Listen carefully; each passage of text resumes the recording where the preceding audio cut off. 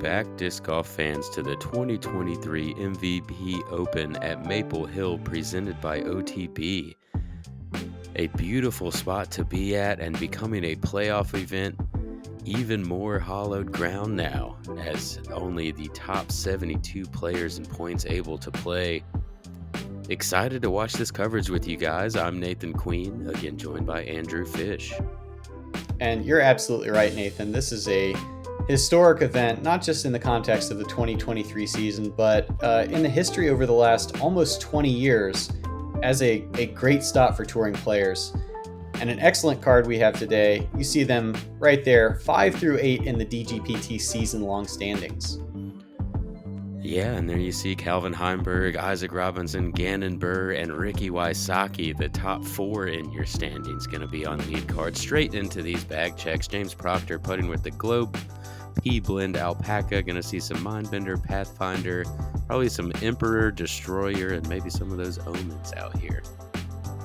And Eagle McMahon, sponsored by Discmania, coming off a win at the Discmania Open up in Canada. Putts with the D-Line Flex 3 Rainmaker, throws the Tactic and Razor Claw very well, and for his drivers, I expect to see a lot of cloud breakers for the distance shots.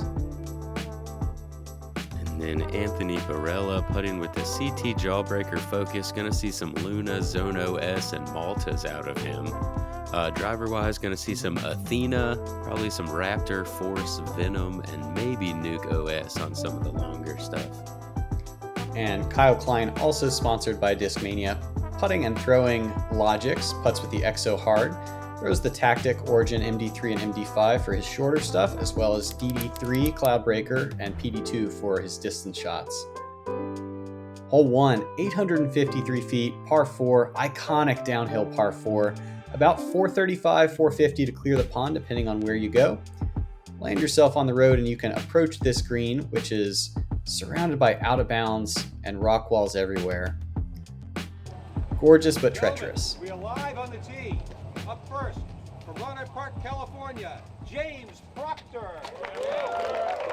James Proctor quietly has put together a very, very solid season. You don't make it onto this chase card in the playoffs without having done so. Today, hole 1 plays with a little bit of left to right as well as headwind, depending on what time of day you came up.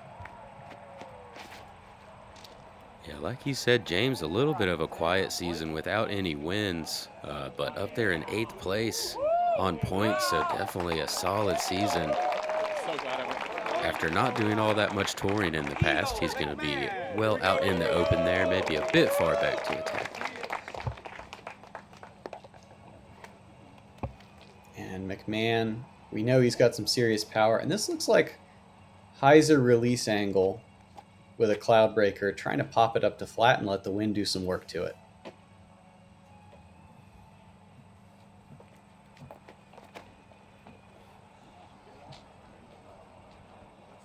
And definitely has gotten this one over. It's drifting very far off to the right.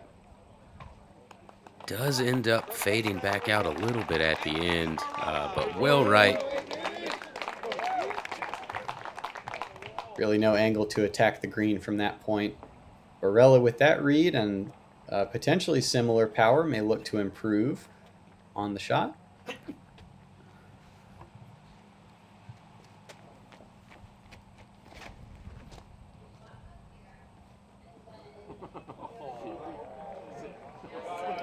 Oh, and he has gotten a hold of this one. This has got to move on it. Catching some drift back at the end, and he is going to be in a fantastic position. Can either choose backhand turnover or forehand into the green from there. I like seeing the smile from Proctor as he watches that shot unwind. Klein goes up there with 3 discs. He's going to choose one of them. As we all should. Yeah, no sense throwing more than one. Kind of low and sculled. Oh man, yeah, not something that you see too often here from players of this caliber on hole 1. Just looked a little uncomfortable there. Didn't really get the full movement on that shot. That's going to send him to a drop zone throwing 3. Still a distance driver. And able to push back to the left side of the gap. That'll leave a jump putt approach and should keep it to a single bogey.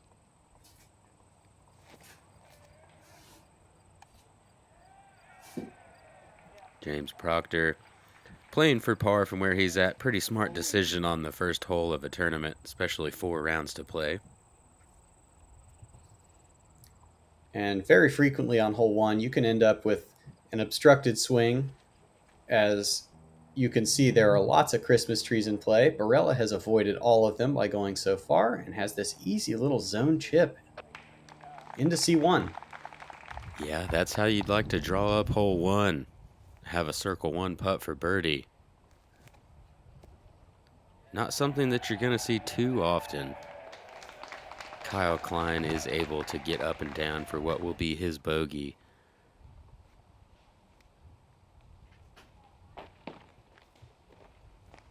And McMahon going to spin up, but leave some meat on that bone. Circles edge for a par save attempt. And Proctor wastes no time putting it inside the bullseye for his 4. Yeah, that's more where you want your par putt to be at. Eagle, when you're playing for a par, you really like your par to be a tap-in, as Anthony Barela is able to collect his birdie on hole 1, one of just 17 on the day out of our 72 players. Yeah, super elite field. Everybody here over 1,000 rated, and clearly the folks who have played so well throughout the entire season. McMahon does convert, as does Proctor, and Klein going to knock in that bogey, moving us on to hole 2.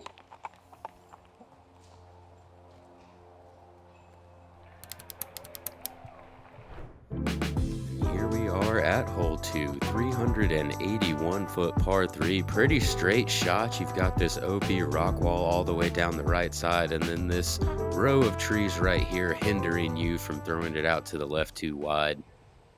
I think backhand with a slightly stable, kind of a neutral to slightly stable disc.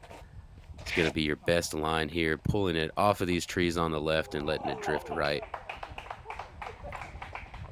And Barela is going to throw it to the left and end up squared up in the middle for a circle's edge putt.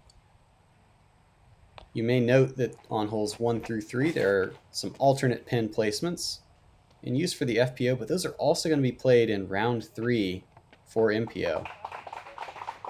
As James Proctor is able to get over that last part of the rock wall up there, he's going to be inbounds inside circle 1.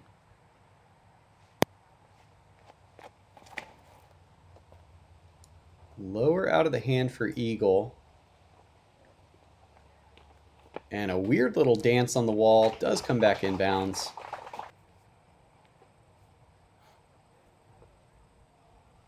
See if Kyle can correct off of his first tee issues. Yeah, much cleaner swing here. Mild flirtation with the branches on the left side, but everybody in great position here. Even at 381, it's going to play over 400 feet as it's uphill. An Eagle first to putt, first to cash in his birdie. Nice circle 2 putt to get his birdies going here today. And putting a tremendous strength of James Proctor's game. Not quite leading the world, but very close to it in both C1 and C2 strokes gained throughout the year. Oh, and Kyle corrected off the tee, but a bit tentative there and going to come up low and get the dreaded roll away. As you noted, his basket does play a bit uphill. Kyle now going to have to putt back up that hill, looking at a par from circle 2 now, longer than his birdie putt. You could see his body language almost expected that roll away after he released. Honorable effort uphill, but going to chain out left side. Going to have to go back-to-back bogeys to start his round.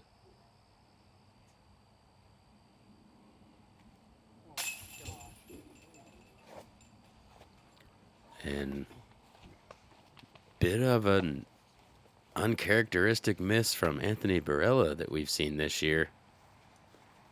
just a little bit on the left side. Doesn't quite get that to stick.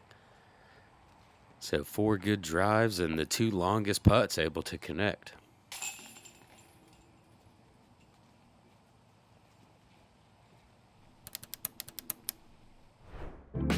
They're going to take a short wander up the hill to hole 3's tee pad, push into this gap, drag your disc a little bit to the right, and then fight back up the hill to the left. 407 feet. That's going to play pretty true, but I think in order to match the shape perfectly, it's got to be a fairly fast disc thrown on Anheuser to flex out.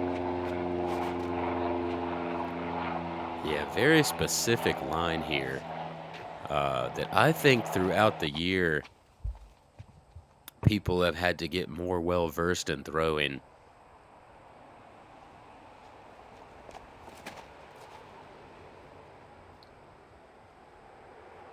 And somewhere between Proctor and Eagle is a perfect shot. Proctor a little overturned, Eagle a little underturned. Yeah, and that's what this hole will bring a lot of.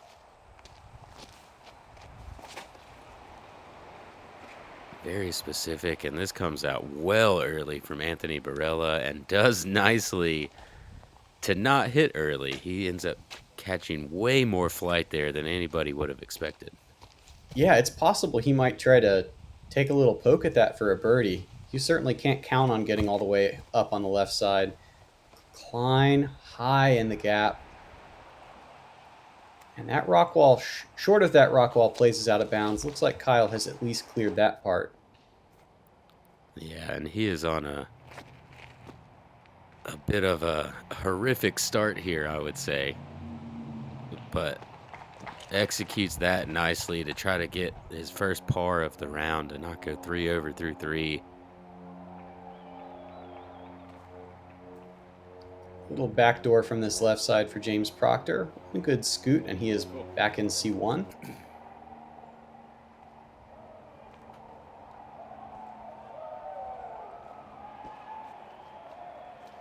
Eagle nice up and down there. 18 players able to get the birdie on this one today, so still not a lot of birdies. Does really take the look at it, but will come up short. Kyle Klein for his 3 and sticks it. There's the putt he's been looking for. Definitely so. Nice, solid, clean putt there. James Proctor going to be cleaning up his par now. Well done, and par is what you see on this hole if you do it well. 60% of the field carding that par. And certainly on a day with swirly wind, having to hit that specific line becomes much harder. Been rocking these polos all year. I love the breathability and comfortability that allow me to perform at a high level.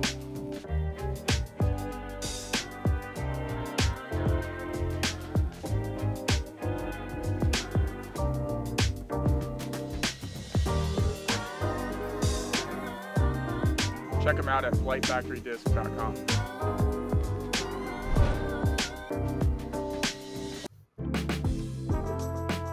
That moves us into hole 4, a 246-foot, very downhill par 3 with OB water just behind the basket, and they have elevated that basket this year, making those putts just a little bit tougher.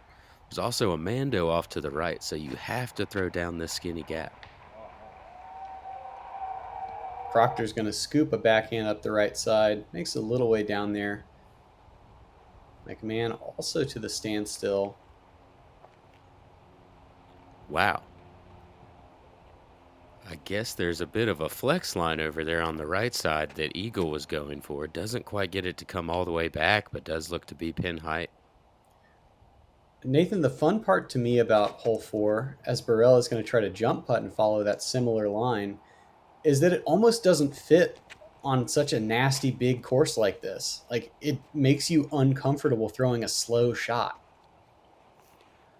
Yeah, and it's It's difficult to throw that slow shot on the right nose angle with how downhill this hole is. Trying to not go too far as well. So it does make some players uncomfortable, but still does play as the easiest hole on the course, being only 246 feet.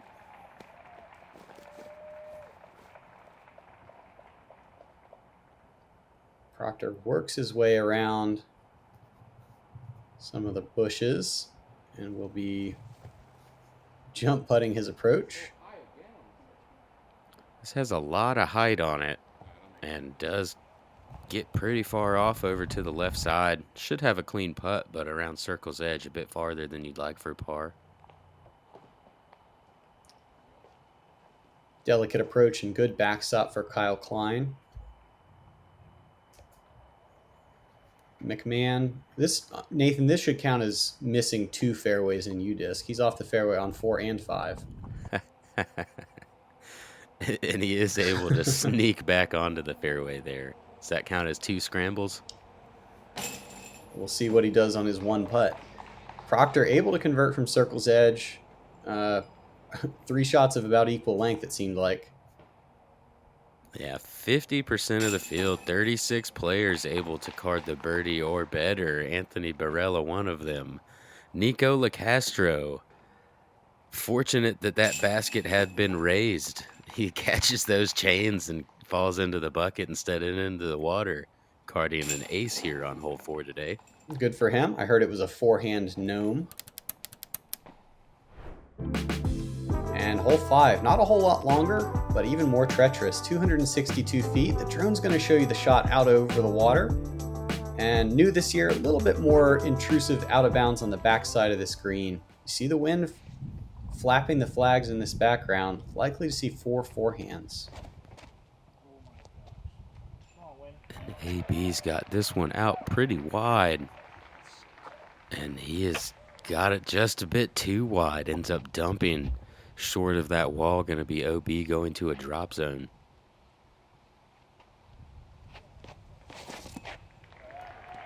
Proctor is going to go to the backhand, and this is gliding nice and right.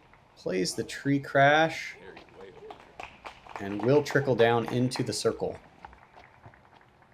Nice result.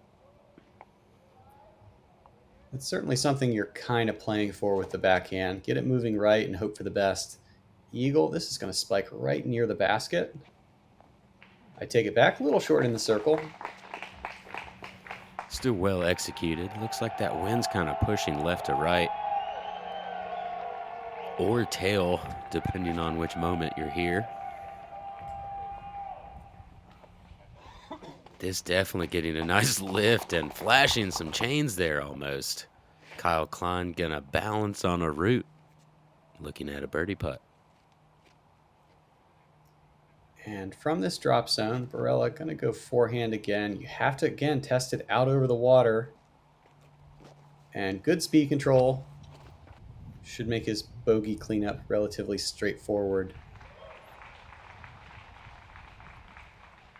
Eagle McMahon for his second birdie of the round. Gonna connect on that one, no problem. Very clean putt from a bit of an awkward stance. Yeah, had to do a lot with his wrist there. Klein, not far,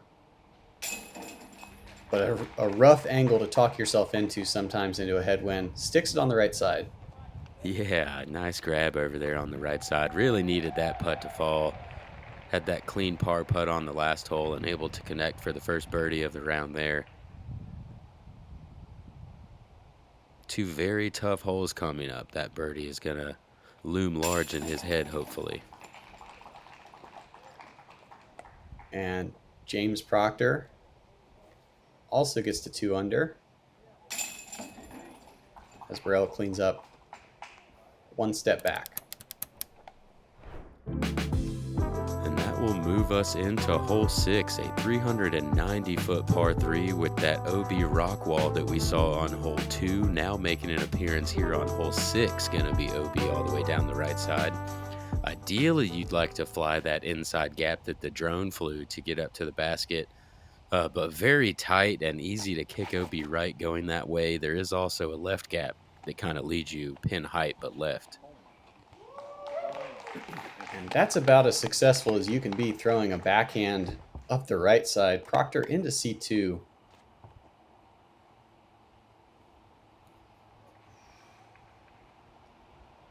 Yeah, I think this forehand play is going to be the ideal way to reach the pin.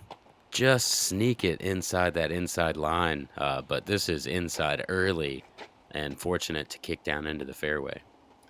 Yeah, that had OB right written all over it, and no good angles over there.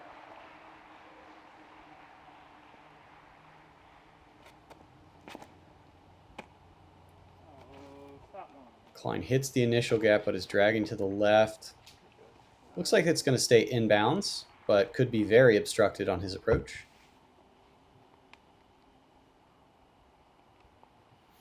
And Anthony Barela also going with that aggressive backhand line here. This is looking a little dangerous. And you called it. Crosswind holds it to the right side. We'll see where they give him a mark along the rock wall.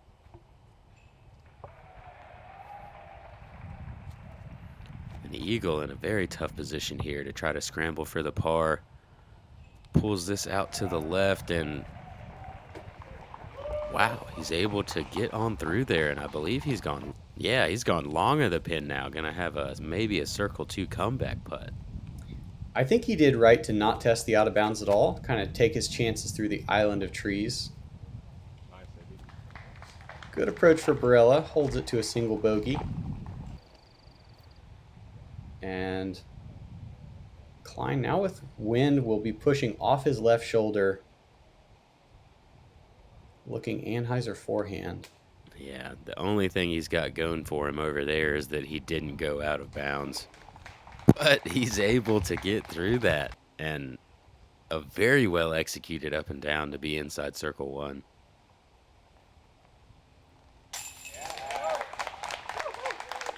And Proctor from C2, another birdie. Let's look again from the reverse angle. Yeah, not one you're going to see a lot of today. As you noted earlier, James Proctor, very smooth, very clean putt. Hits that one solidly high in the chains. One of just 14 birdies on the day today. Even that feels like a lot to me. I agree that is a lot. It'll make it seem smaller, though, that 31% of the field with bogey or above. As Eagle McMahon, what an incredible par save. Well out of position, way back off of the tee shot, ends up long, jams another circle 2 putt. Keep that clean round going.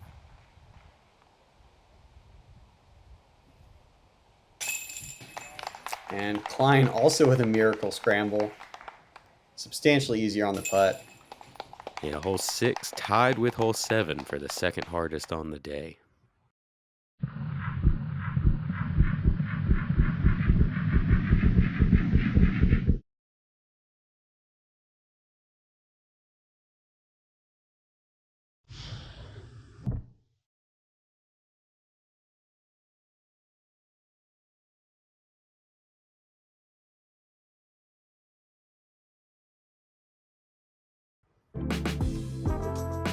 Hole 7, par 3, 404 feet, a little bit uphill. Same basic structure you may have seen in previous years, although both the tee and basket have been shifted about 30 feet backwards. Still a tight line that needs to get some movement, whether it's hyzer flip or force over during the flight.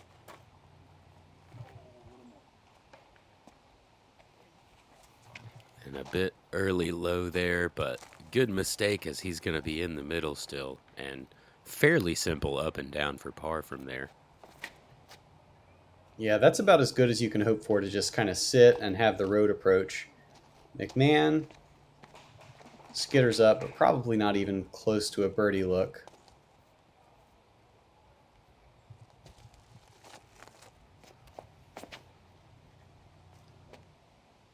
Good looking swing from Kyle Klein. Runs up the road and into circle 1. Oh, yeah. Very well executed shot.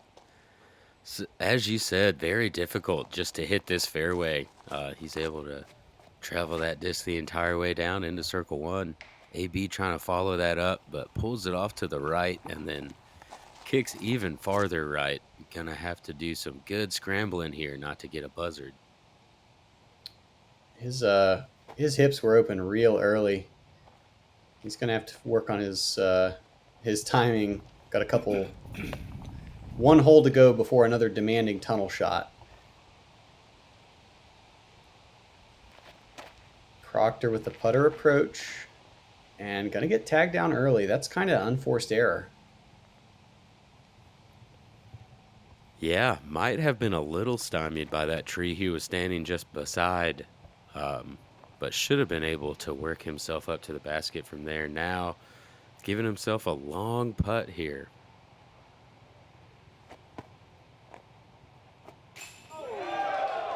Wow. No way. I guess he put it exactly where he wanted to. Let's take another look at that one. Wow. Yeah, if hole 6 was good, hole 7 is circle 3.5. Incredible par save. He knew that he shouldn't have made that last mistake and went ahead and covered it up. And Barela with the stepper. Good conversion is to, as you noted, avoid the buzzard.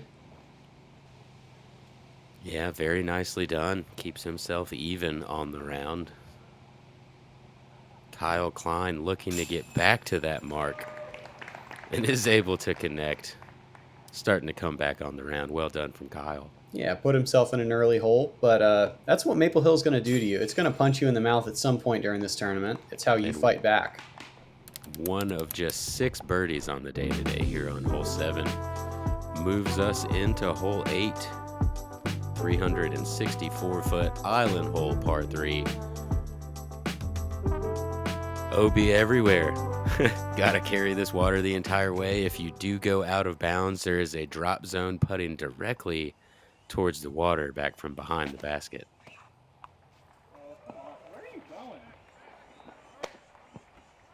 And Klein, the island's fairly wide, but he's tested way more than that.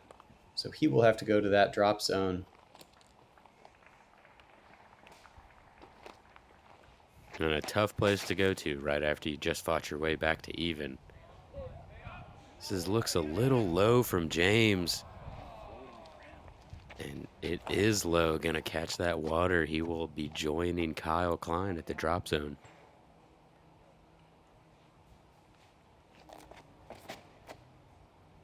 McMahon also going to play mid-range, a lot higher and not quite snapped over. And a great reaction off the wall. The 8 holes, the crowd of folks who love to come here every year and heckle, cheer, and everything in between. Love it. Yeah, just low enough to catch that wall. This looks like a better height from AB, but getting too much stability. Didn't really get the stand up, and it didn't have the speed on it. Gonna come up short, so 3 of the 4 players going in the drop zone here. Kyle Klein didn't want to give up that even par. What a putt. Let's take another look. Everybody tracks it. He rattles it in, and he's going to get to sign the board of people who have converted that drop zone putt. Yeah, good backside grab from the basket there. Just the right speed on that putt to let it fall in.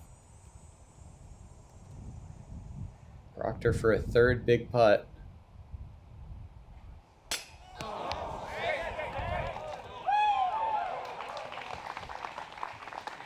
Man, and gives it a valiant bid. Hits the top and just barely stays in bounds.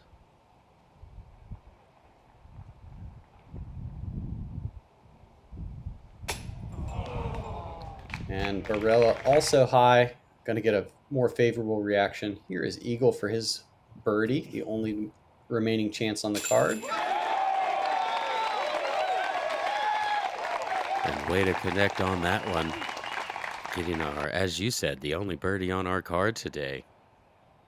Which is kind of strange, as 49% of the field was able to get the birdie, or better. We've got another ace here that the 8 holes loved. Paul Ulibarri able to connect.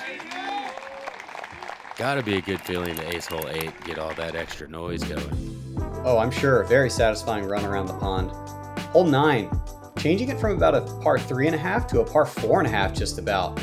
420 feet to the ideal landing zone at the top of the hill, relatively straight, but that leaves a more delicate approach into this green with the basket perched not more than 15 feet away from out of bounds everywhere.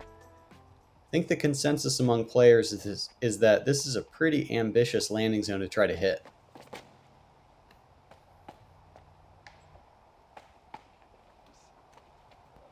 Eagle getting a bit too much drift to the right there, gonna catch some trees and kick down.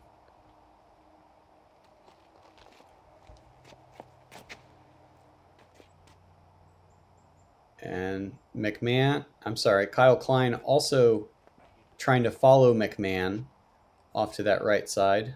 So what do you think the ideal way is to hit this landing zone? 7 or 9 speed, backhand, hyzer release. Not that hyzer though. To stand up and ride for a really, really long way. I think it takes elite power and that neutral disc that isn't going to fade hard at the end. That sounds like something that Anthony Barela's been doing a lot of this year. That disc is moving right on hyzer. I don't know how he did that. Well, he's been doing it a lot this year, so he's got that dialed in. Looks to be towards the top of that hill and maybe in a spot to attack this green. Yeah, up by one of the shorter tee pads. Proctor very in jail. Good scramble shot out to the middle of the fairway. From here, he's going to try to throw a zone around the corner.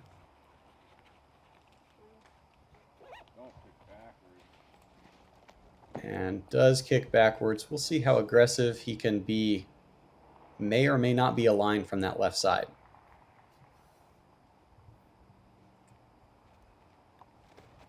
Yeah, it seems like the folks that redesigned this one were a little tired of people calling hole 9 too easy for the course, and went ahead and decided they were going to change that and have now made it the hardest hole on the course today.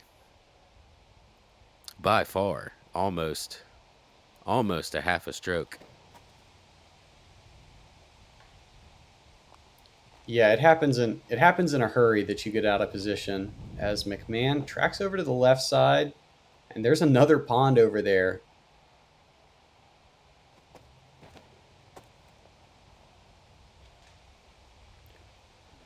Looks like Kyle trying to get pretty aggressive, but doesn't get enough turnover on this one. Gonna get caught in those woods on the right side. James throwing 4 now and still cannot see the basket.